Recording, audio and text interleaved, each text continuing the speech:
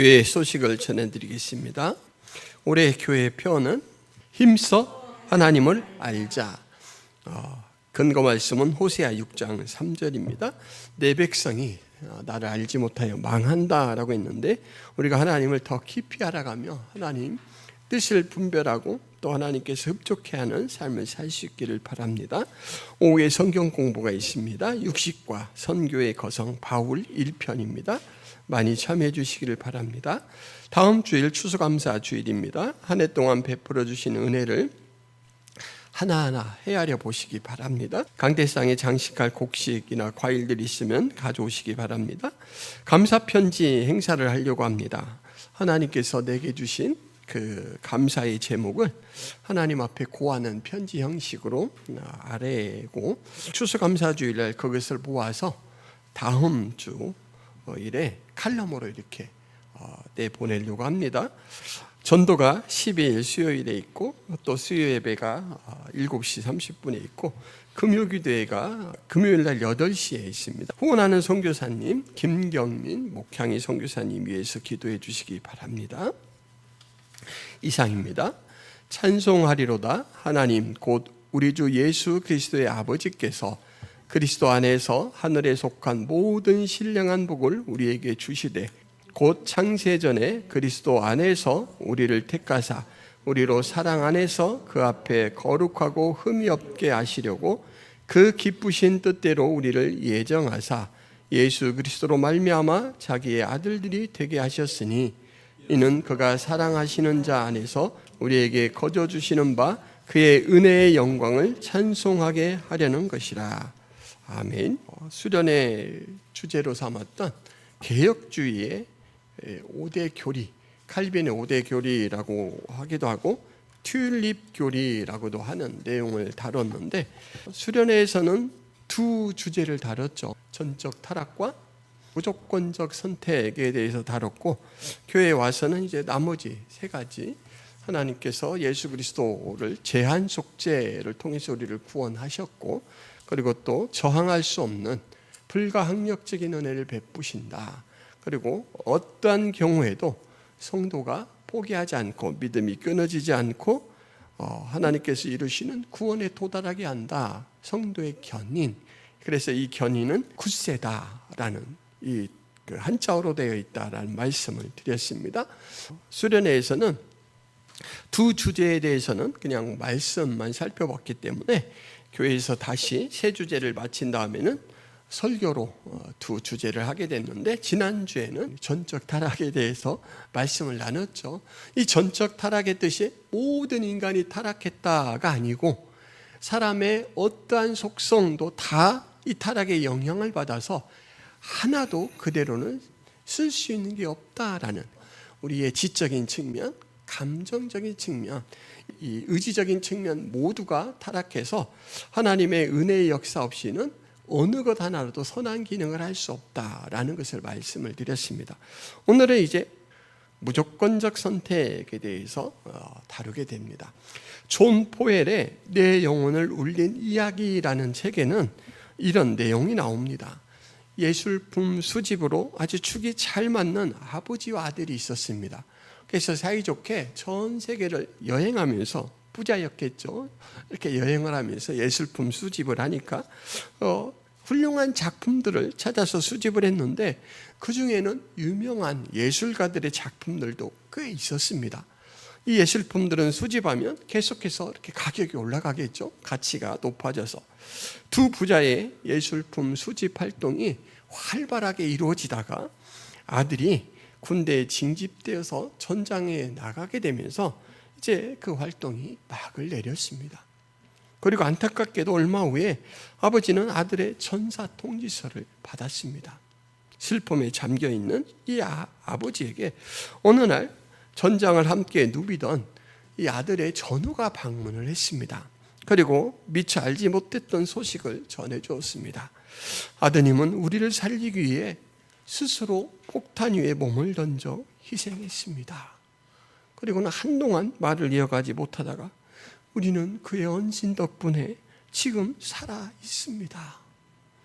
저는 아드님에 대해 사랑과 존경의 마음을 담아 그를 잊지 않고자 그의 초상화를 그렸습니다. 아버님, 이 그림을 받아주십시오. 그동안 많은 예술품들을 보았기 때문에 이 아버지의 이 예술적 안목은 상당히 높습니다. 근데 이 그림, 아들의 초상화를 보니까 예술적 가치로는 별로예요.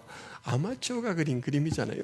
그런데 아들의 특징이 참 다 잘 담겨 있는 그림입니다. 그래서 아버지가 아주 가까이 놓고 아들이 그리울 때마다 이 그림을 들여다보았습니다.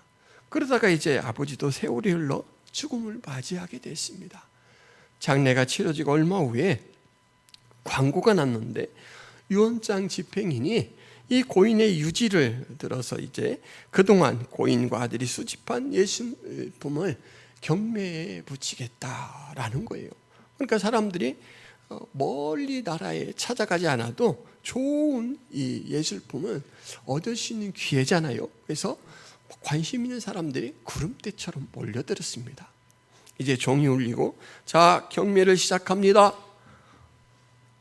그렇게 선언한 후에 가장 첫 번째 오른 경매 물품이 여러분 뭘까요?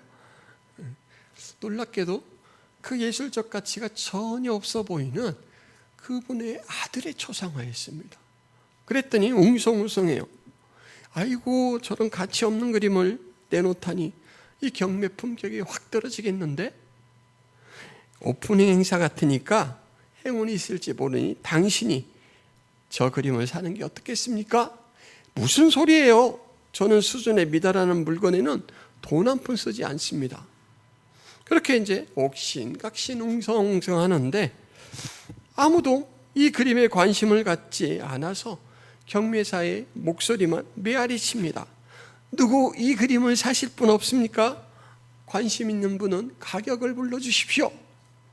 그렇게 한참 오직 경매사의 목소리만 들리다가 희미하게 하나의 목소리가 들려서 사람들의 이목이 집중이 됩니다. 제가요, 그 초상화를요, 9달러 50센트에 사겠습니다. 여러분, 9달러면 9달러고 10달러면 10달러지 9달러 50센트에 산대요. 그러니까 사람들이 아이고, 경매 초보자인가? 다들 돌아봐요. 소리가 나는 곳에는 옷차림이 남루한 한 사람이 이렇게 손을 들고 서 있습니다. 이것이 제 돈의 전부라 그 이상은 어렵습니다. 사고 싶은 마음은 간절한데 한계가 있어요. 두 부자의 집에서 정원사로 일하던 사람이었습니다. 다른 분 안 계십니까? 아무도 쥐죽은 듯이 반응을 안 하니까 그럼 9달러 50센트에 저 신사분에게 낙찰합니다. 그러니까 그분이 달려나와서 그림을 받고는 안도의 한숨을 쉽니다. 어디서 너무 기쁜 거예요. 그 뒤에 경매사가 외칩니다. 오늘 경매 행사를 이것으로 종료합니다. 여러분, 오프닝 행사인 줄 알았는데 이거 하나 팔고 끝낸대요. 그러니까 사람들이 어안이 봉봉한 얼굴로 서로를 두리번 바라보다가 뭐야, 진짜요? 아니, 시작도 안 하고 경매를 마치겠다니 무슨 소리입니까? 오늘 경비한 물품이 저렇게 많이 쌓였는데 벌써 끝내겠단 말입니까? 그랬더니 이제는 경매사가 아니고 유언장 집행인이 단상에 오릅니다. 그리고는 저는 유언장대로 집행하는 것입니다. 유언장 내용은 이렇습니다. 내 아들의 초상화를 갖는 사람이 나의 수집품 전부를 갖는다. 여러분, 그러니까 이제 더 이상 그런 경매 물품이 아니에요. 이미 임자가 정해져 있습니다. 그 말을 듣고는 아무도 이의를 제기하지 않습니다. 아버지의 마음을 다 이해한 거예요. 아버지는 그냥 형식적인 혈연 관계에 있는 사람에게 자신의 재산을 상속해주고 싶지가 않았어요. 나보다 먼저 죽은 내 아들을 진실로 사랑하고 귀하게 여겼던 그 사람을 찾아서 아들 대신 지금까지 모았던 모든 전 재산을 물려주고 싶은 거죠. 그래서 아버지는 그래, 예술적 가치가 없는 아들의 초상화에 돈을 지불하고 구매하려고 하는 사람이라면 분명 두 투자가 아니라 내 아들을 사랑하는 마음에서 그렇게 행동할 거야 라고 아주 기가 넘치는 방법으로 아들을 사랑하는 그 사람을 찾아낸 것이죠. 참 지혜가 남다르죠. 아들을 얻는 자는 모든 것을 갖는다. 여러분 한번 따라해 보세요. 아들을 얻는 자는 모든 것을 갖는다. 이 원리가 좀 우리에게 익숙하지 않습니까? 하나님의 아들을 얻는 자는, 하나님의 아들과 만나는 자는, 하나님의 아들과 관계를 맺는 자는 하늘의 모든 신령한 복을 그에게 주겠다. 오늘 말씀 3절 말씀이 그 내용입니다. 찬송하리로다. 하나님 곧 우리 주 예수 그리스도의 아버지께서 그리스도 안에서 하늘에 속한 모든 신령한 복을 우리에게 주시되. 여러분 봤죠? 아들 안에서 하나님은 하늘에 속한 모든 신령한 복을 우리에게 주신대요. 아들을 갖는 자는 모두를 갖는다. 이것이 바로 하나님께서 정해놓으신 구원의 원리입니다. 복음서에는 이런 말씀이 있습니다. 아들을 믿는 자에게는 영생이 있고 아들에게 순종하지 않는 자는 영생을 보지 못하고 도리어 하나님의 진노가 그 위에 머물러 있느니라. 아들을 얻는 자는 모든 것을 얻는다. 여러분, 이 그림 경매에서와 같은 원리가 그 원리는 똑같은데 그 과정은 전혀 다릅니다. 지금 그림을 사는 사람은 누가 결정을 했습니까? 누가 돈을 지불했습니까? 예. 사랑하는 마음이 동기가 되었지만 제가 사겠는데요, 9달러 50센트예요 이렇게 하기로 결정한 사람은 다예요. 정원사죠.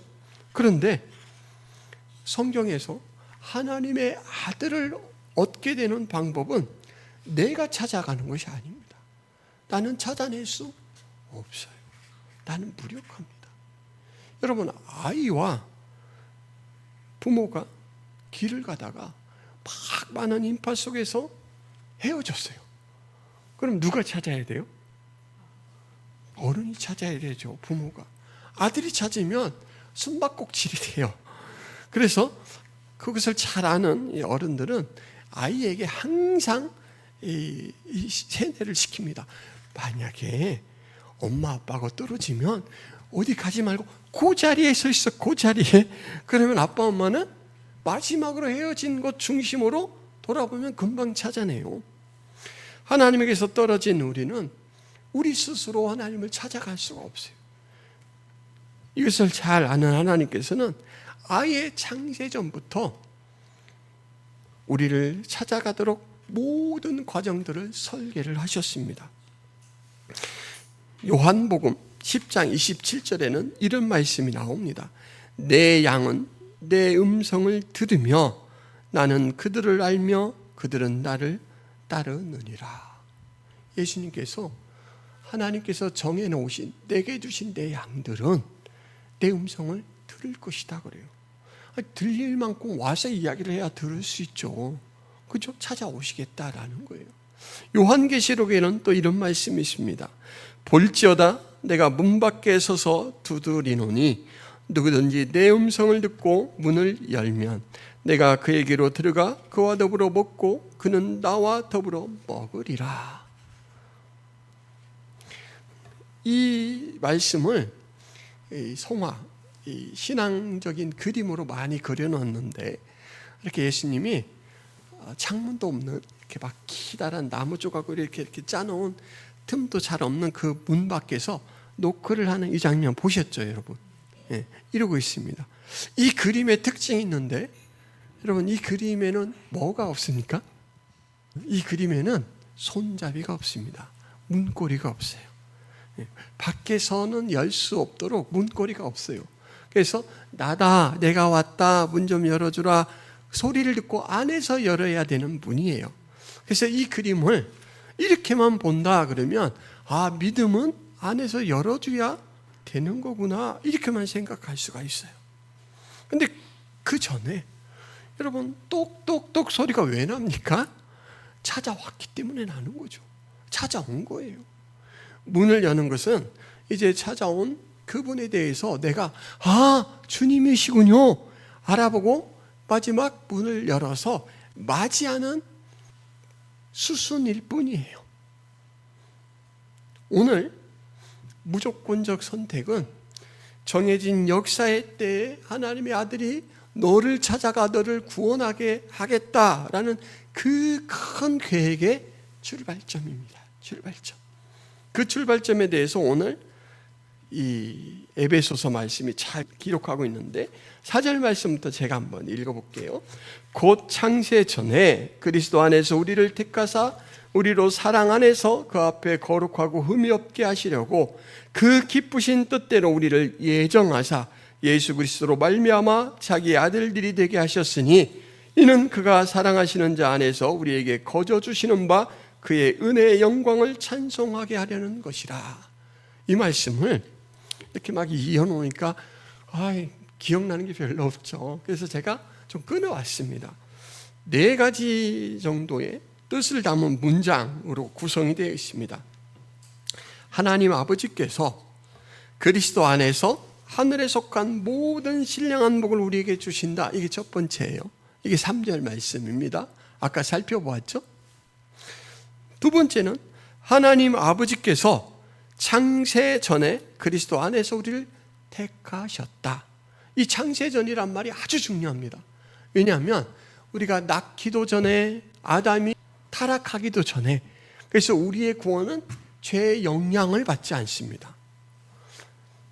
우리가 죄로 넘어져서 하나님이 급하게 얘 죄에 망할까 봐 막 급하게 만들어내는 게 구원 방법이 아니라는 거예요. 구원은 창세전에부터 미리미리 하나님께서 정해놓으신 계획이었습니다.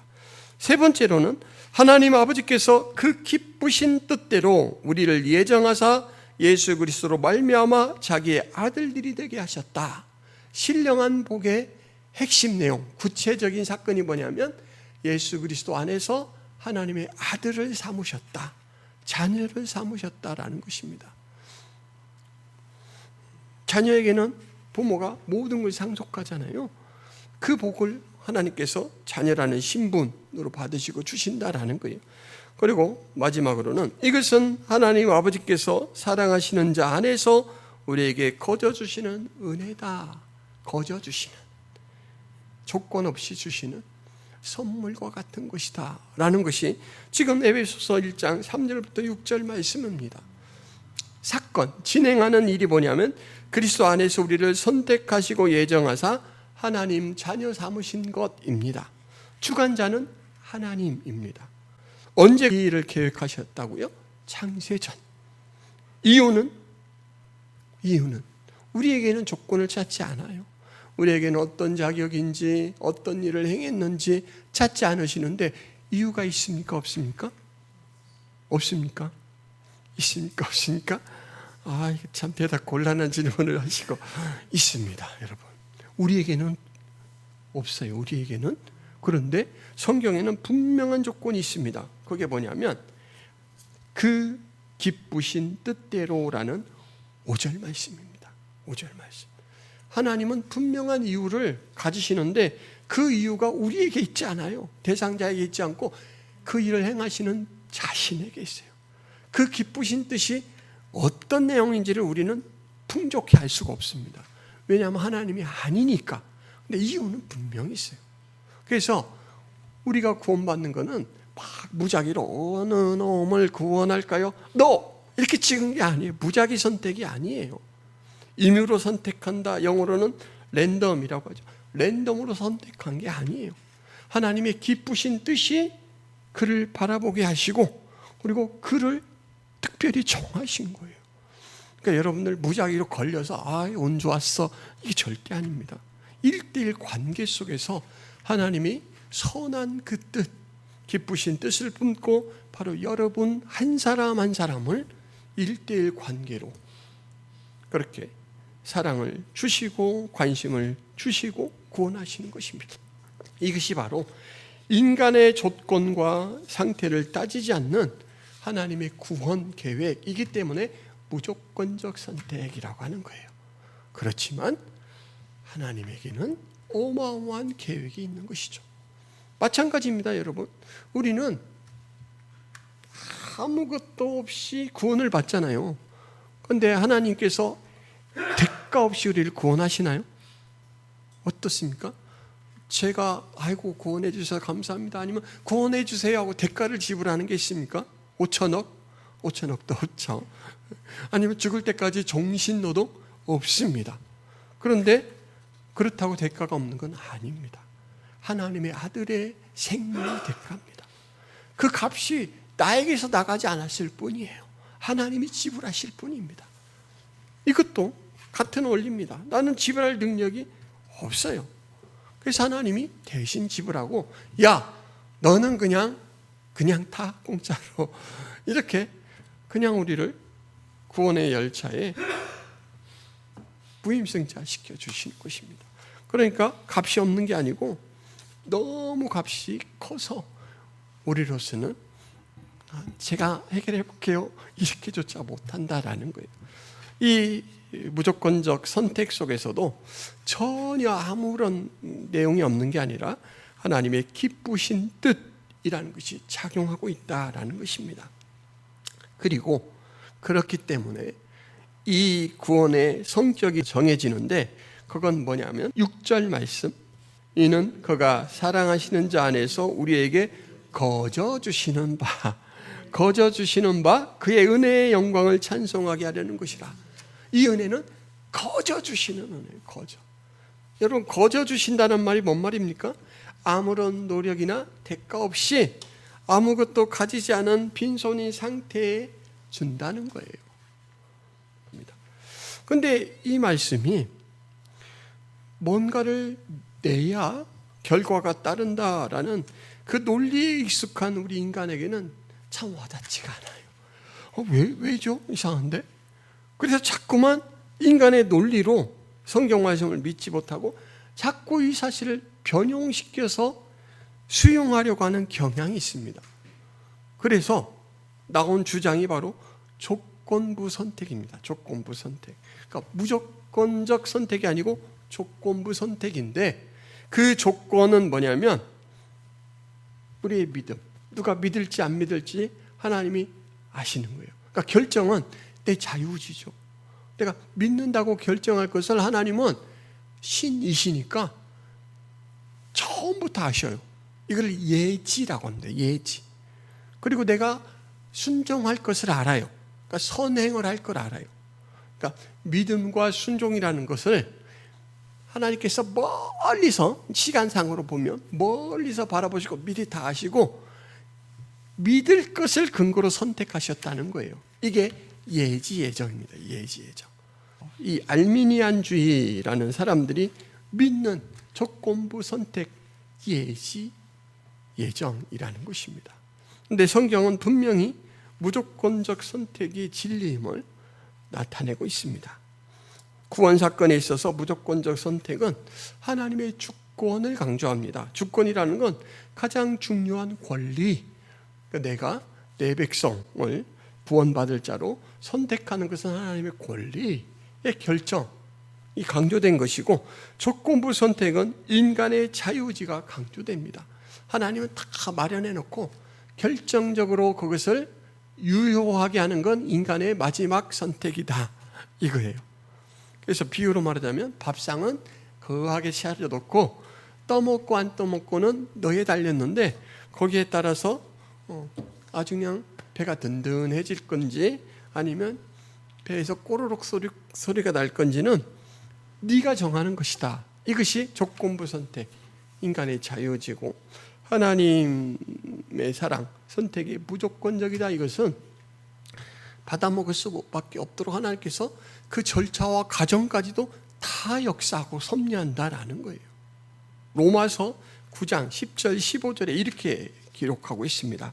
그뿐 아니라 또한 리브가가 우리 조상 이삭 한 사람으로 말미암아 임신하였는데 그 자식들이 아직 나지도 아니하고 무슨 선이나 악을 행하지 아니한 때에 택하심을 따라 되는 하나님의 뜻이 행위로 말미암지 않고 오직 부르시는 이로 말미암아 서게 하려 하사 리브가에게 이르시되 큰 자가 어린 자를 섬기리라 하셨나니 기록된 바 내가 야곱은 사랑하고 에서는 미워하였다 하신 것 같으니라.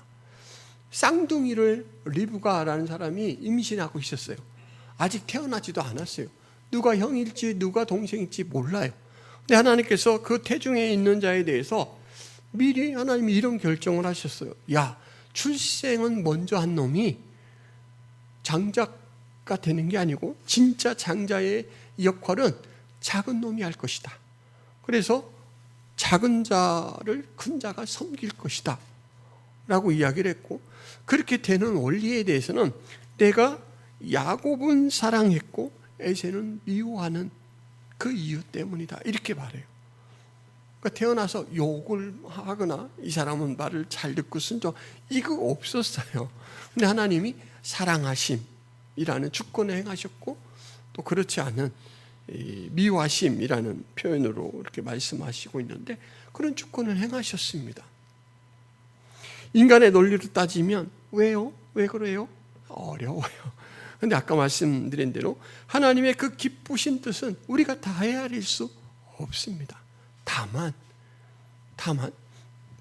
우리가 구원 받을 가능성이 있는데 왜 얘는 버리고 얘는 구원해 주는 거예요? 이렇게 따질 게 아니라 구원받을 수 없도록 온전히 망한 존재예요. 그 중에 하나님이 요놈은 구원하겠다라고 절망 가운데서 택한 것입니다. 그러니까 여러분, 택함 받은 자는 어떤 생각이 먼저 들어야 되냐면 감사합니다가 돼야 돼요. 감사합니다. 이해할 수 없는 영역에 대해서 너무 인간적인 생각으로 따질 것이 아니라 이제 나에게 그럼 예수 그리스도를 보내신 하나님, 예수 그리스도를 통하여 나의 구원을 이루신 하나님, 거기에 반응을 해야 되죠. 그래서 예수님을 자신의 구주로 고백하는 사람에게는 지금 마지막 6절에 말씀드렸던 거저 주시는 은혜가 임한 것입니다. 몇 번 이 교리를 이제 공부할 때 살펴봤던 말씀, 그러므로 내가 너희에게 알리노니 하나님의 영으로 말하는 자는 누구든지 예수를 저주할 자라 하지 아니하고 또 성령으로 아니고는 누구든지 예수를 주시라 할 수 없느니라. 믿음을 고백, 하나님 아버지 말할 수 있는 것은, 예수님을 주님이라고 말할 수 있는 것은 성령이 그렇게 인도하고 역사하기 때문이다라는 거예요. 그런 사람에게는 하나님이 이미 구원의 역사를 시작하셨고 이루어 가시는 중이다라는 걸 확실히 알아라라는 것입니다.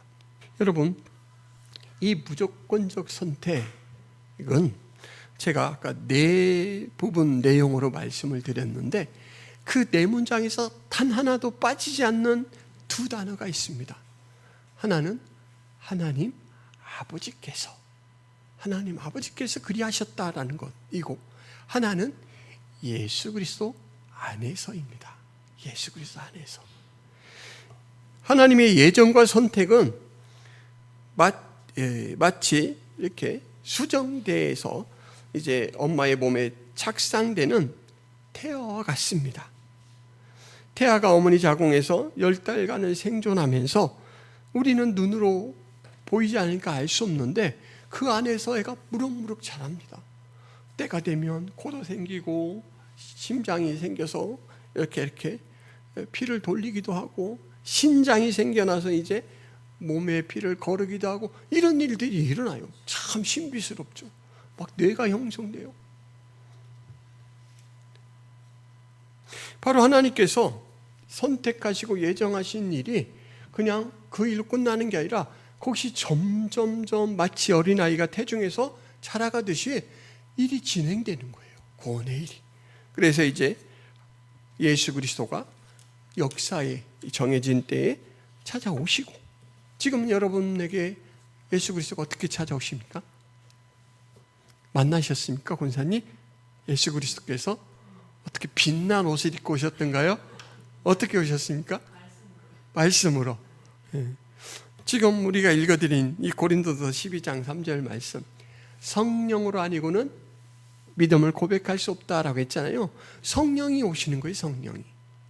하나님의 영, 예수 그리스도의 영이 오셔서 우리를 만나주십니다. 그리고 이제는 예수 그리스도의 만남을 유효하게 만들어 주셔서 우리가 주님이라고 고백하게 되는 거예요. 이것이 바로 내가 구원받은 증거입니다. 그렇게 고백할 수 있는 거, 그렇게 자라요. 그리고 예수 그리스도 만나는 걸로 정점을 딱 찍고 짜자잔 끝나는 게 아니고 이제 그때부터 또 새로운 역사가 시작되죠. 그게 뭐냐면 우리를 구원시킨 그 상태로 신분으로 머물지 않고 우리의 상태를 만들어 가셔요. 그래서 점점점 예수 그리스도의 성품을 닮아가도록 만듭니다. 옛날에는 예수 그리스도를 믿지 않을 때는 막 육두문자가 그냥 자연스럽게 나오던 사람이 어느 날 갑자기 욕을 못해요. 욕을 못해요. 예수 믿는 사람이 도저히 내 입을 그렇게 쓸 수는 없다. 그래서 입을 단돌이 하기 시작합니다. 그리고 아주 싸납게 막 째려보던 이 눈빛을 이제 온화하게 바꿔요. 완전히 하루아침에 바꿀 수는 없지만 내가 주님의 제자라면 그럴 수는 없지. 그리고 점점 자기 마음을 바꿔갑니다. 이게 성화예요. 이 성화 구원을 또 하나님께서 붙들고 인도해 가십니다. 이 예수 그리스도 안에서 그 일이 다 이루어집니다.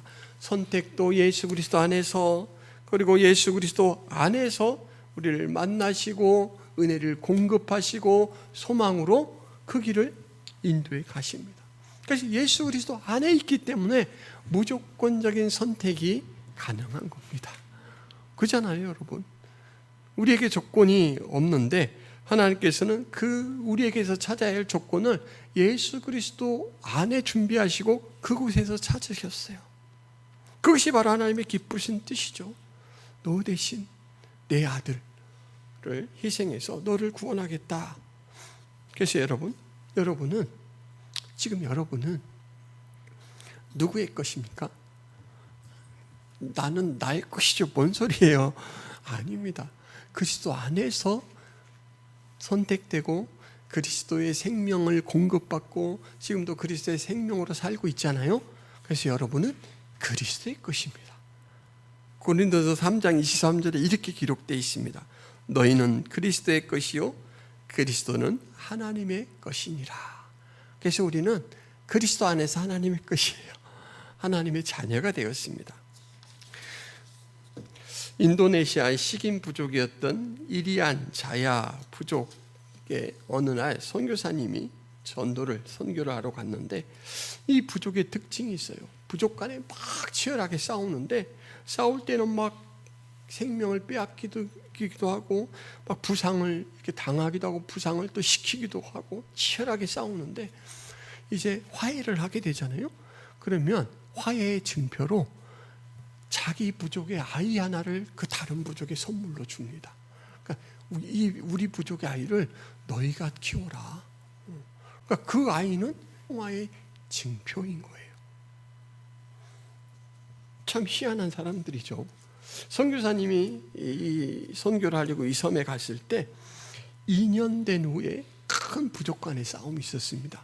그리고 이제 화해할 때 아이들이 이렇게 주거니 받거니 하는 것을 봤어요. 그래서 선교사님이 옳다구나. 아이고 그냥 복음을 이 내용에 접목을 시켜서 전하면 이 사람들이 찰떡같이 알아듣겠구나 라고 해서 뭐라고 이야기했냐면 이전에 하나님과 인간들에게 커다란 전쟁이 있었어. 많은 인간들이 그 전쟁에서 죽었지. 어느 날 하나님께서 전쟁을 더 이상 하지 않기를 원하셔서 하나님이 인간들에게 이 종전의 상징으로 하나님의 아들을 내어주셨어. 사람들끼리 주고받은 아이는 나이가 들고 늙으면 죽지만 하나님의 아들은 죽지 않아. 그래서 하나님과 우리 사이의 평화는 취소될 일이 없어. 절대 안전해. 이 얘기를 해주니까 이 부족들이 그냥 정말 찰떡같이 알아들었어요. 그런 거예요? 그러면 우리도 그 아들을 믿어야죠 하고 하나님과 인간 사이에 화평이 이루어지고 그 사람들은 이제 그 은혜의 하나님께 예배하기 위해서 막 서로 힘을 모아서 그 정글에 교회를 세웠다라고 합니다. 하나님과 우리 사이의 전쟁은 일방적으로 누가 공격했습니까? 우리가 공격했습니다. 그 법을 어기고 하나님의 영역을 침범했죠. 그래서 우리는 말살돼야 돼요. 하나님께서 정해놓은 법으로부터 말살돼야 돼요. 근데 하나님께서는 우리를 사랑하시기 위해서 우리를 죽이시지 않으시려고 아들을 대신 죽게 했습니다. 그리고 그 아들을 담보로 평화의 조약을 세우셨죠. 그리고 그 아들 안에 들어있는 자는 누구든 보호받는다. 구약에 이것을 잘 상징해주는 도피성 제도가 있었습니다. 이 이스라엘 12지파 사이에는 제사장과 레위인들이 흩어져서 각 지파 속에서 섞여 살았어요. 근데 그 레위 지파와 제사장들에게 성읍을 하나씩 줘야 되는데, 지파에서 내줘야 되는데, 만약에 의도적으로 사람을 죽이지 않고 실수로 사람을 죽였잖아요. 그럼 그 당시에는 이에는 이, 눈에는 눈. 그래서 내 사람을 죽였으면 그 사람을 잡아 죽여야 돼요. 근데 이 사람이 실수로 죽이고 이 성으로 도망가잖아요. 그러면 보호를 받습니다. 제사장이 죽을 때까지 그 성에 머물러 있다가 제사장이 죽고 나면 이제는 나올 수도 있어요. 이게 바로 도피성 제도인데, 하나님께서 예수 그리스도를 도피성 삼으셨어요. 영원한 도피성. 그 일을 하나님은 창세전에 시작하셨고 죄의 영향이 들어오기 전에 시작하셨습니다. 그래서 인간의 조건이 개입되지가 않아요. 우리의 구원에는. 이게 무조건적 선택이고, 이것을 아는 사람은, 여러분, 이것을 아는 사람은 어떤 이점이 있냐면 안심이 돼요. 와, 내가 믿음을 고백한 것이 그렇게 큰 하나님의 역사 가운데 마지막 이 전기가 통한다라는 표시로 등불이 들어온 것처럼 그런 반응이 나면 내 상태에 따라서 구원이 바뀌는 게 아니잖아요. 하나님이 이끌어 가시는 거잖아요. 그래서 구원에 대해서 절대적으로 신뢰할 수 있게 됩니다. 그래서 그런 찬양이 있잖아요. 주 안에 있는 나에게, 주 안에 있는 나에게 딴 근심이 있으랴. 세상 살 때 근심은 수도 없이 찾아오는데 구원에 대한, 구원을 흔들 만한 일들은 없어요. 그래서 나에게는 그 세상 환경을 초월하는 안도감, 은혜를 가지고 살아갈 수 있게 됩니다. 곡간에서 인신난다라는 말이 있죠. 곡간은 곡물을 비롯해서 각종 물건들을 넣어두는 방 또는 창고인데, 그곳이 가득 차면 먹고 살 만큼 넉넉해진 거잖아요. 그럼 이제 사람들이 그 힘이 생겨서 이 힘을 바탕으로 자연스럽게 너그러운 마음으로 다른 사람을 돕고 베푸는 삶을 살게 될 수 있다라는 거예요. 여러분에게는 영적 곡간이 가득 찼습니다. 너무너무 부유해졌어요. 그래서 여러분들은 그 영적 곡간에서 나오는 유익함이 다른 사람들에게 흘러 넘쳐야 됩니다. 여러분, 한참 그 히트쳤던 드라마 응답하라 1988 다 보셨죠? 이것도 안 보신 분이 계십니까? 세상에 좀 보고 사십시오. 여기에 보면 이 가정의 안주인 정봉이와 정환이 엄마 라미란이라는 사람은 똑같이 가난했다가 어느 날 큰아들 정봉이가 취미로 복권을 해요. 복권을 하나씩 살 용돈이 생기면. 근데 세상에 그 복권이 당첨이 됐어요. 그래가지고 하루아침에 그냥 신분이 확 변해버렸습니다. 똑같이 쌍문동에 가난한 사람들이었다가 이 집은 이제는 전세를 줄 수 있는 집을 가진 사람이 됐어요. 근데 이 라미라는 자기 어려운 때를 잊지 않아요. 그리고 어려운 때 만났던 그 이웃을 잊지 않고 물건을 살 때면 항상 손 크게, 아주 통 크게 장만해서 이웃과 꼭 나눕니다. 명태를 사도 이 집 한 마리, 이 집 한 마리. 그냥 돈가스를 만들어도 막 수북이 싸서 온 동네 사람들 다 불러서 먹입니다. 전혀 잘난 척하거나 유세를 떨지 않고 한 가족처럼 나눠요. 근데 영적 창고가 든든한 우리는 바로 영적 생명, 영적 유익을 그렇게 나눌 수 있어야 돼요. 내가 저 사람을 만나서 어떻게 기분이 좋아지지? 저 사람을 만나서 이렇게 소망스러워지지? 저 사람이 나랑 다 똑같은데 예수 믿는 것 하나가 달라. 그럼 나도 한번 예수 믿어보자. 이렇게 한다면 얼마나 좋아요. 영적 자력이 생기는 것이죠. 야고보서 2장 5절에 내 사랑하는 형제들아 들을지어다. 하나님이 세상에서 가난한 자를 택하사 믿음이 부유하게 하시고 또 자기를 사랑하는 자들에게 약속하신 나라를 상속으로 받게 하지 아니하셨느냐. 여러분은 믿음의 부유한 자들입니다. 나무로 창을 내겠소라는 시가 있습니다. 나무로 창을 내겠소. 밭이 한참 가리 괭이로 파고 호미론 김을 매지요. 구름이 꽹다 칼리 있소. 새 노래는 콩으로 들으랴오. 강냉이가 이끌랑 함께와 자셔도 좋소. 왜 사냥은 웃지요. 그냥 굶어 죽지 않을 정도로 그냥 호미로 파고 괭이로 파고 해서 옥수 갈고 들깨 갈고 해서 먹고 산대요. 그러니까 그것을 본 사람이 아이고 그렇게 살려면 왜 살아요? 뭔 소망이나 있어요? 뭔 재미나 있어요? 이렇게 이야기를 하면 그렇게 왜 사냐고 묻거들라 웃지요. 당신과 나는 좀 달라 삶이. 그냥 이해할 수 없으니까 설명도 안 해요. 변명도 안 해요. 웃지요. 그런데 이 땅에서 막 경쟁이 정말 난무하는 이 땅에서 그리스도인이 웃고 살아요. 웃고. 왜 사냐고 웃지요. 여러분 CCC를 창설한 김준곤 목사님이라는 분은 참 그분에 대해서 이제 소개된 이야기를 읽어보니까 정말 기구해요. 이분 어머니와 형 3명이 일찍 죽습니다. 급사해요. 그리고 6.25 전쟁 당시에는 인민군대에 의해서 이 아버지하고 아내가 죽습니다. 그리고 남은 동생들 중에서 한 놈은 불놀이를 하다가 불에 타 죽어요. 그리고 또 한 놈은 이 벌목 현장에서 쓰러진 나무에 치여 죽어요. 미치겠죠. 이렇게 막 타 죽어 나가요.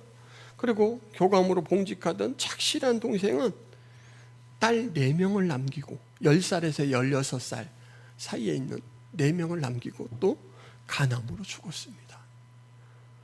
그리고 이 목사님의 딸도 위암으로 157일간 고통을 겪다가 아버지 제 어린 딸을 좀 잘 키워주세요 라고 부탁을 하고는 죽어버렸어요. 동생과 재수도 죽고 막내 동생은 또 강경화로 시한부 인생을 살다가 죽습니다. 하여간 이 김준곤 목사님의 인생에는 누가 죽고 누가 죽고 또 죽고 또 죽었다. 맨 죽은 이야기밖에 없어요. 그래서 이 김준곤 목사님이 어느 날 이런 고백을 했습니다. 정직하게 말하면 하나의 얼굴로 웃고 다른 얼굴로는 웁니다. 내 영은 주님을 찬양하고 즐거워하며 깊은 곳에서 샘물같이 환희가 솟습니다. 그러나 다른 마음에 하늘에서는 비가 끊임없이 내리고 있습니다. 하루하루를 사는 것도 아닙니다. 한 발짝, 한 호흡 주님을 사랑하며 날마다 영원한 첫사랑으로 삽니다. 그러니까 막 짓눌리는 무게는 아이고 견딜 수가 없어요. 그런데 하나님께서 주신 구원의 소망을 그 햇살처럼 받고 그냥 요 순간 살고 이렇게 산대요. 그리스도인이 그래요. 그래서 세상 사람들이 볼 때는 아이고 속도 없어. 근데 우리는 웃는 이유를 우리가 알아요. 웃지요. 설명이 안 돼요. 그냥 웃지요. 여러분 그 은혜가 바로 무조건적 선택 속에 주신 하나님의 은혜입니다. 6절 말씀으로 보자면 거저 주시는 은혜입니다. 기도하겠습니다. 하나님, 우리에게 구원의 조건을 찾지 않으시고 하나님의 그 기쁘신 뜻, 하나님의 아들에게서 그 값을 찾으시는 그 무한한 사랑으로 우리를 구원하신 것을 저희들이 알았습니다.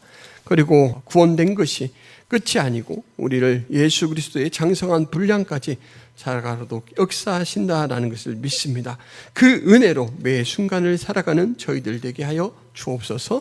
예수 그리스도의 이름으로 기도하옵나이다. 아멘.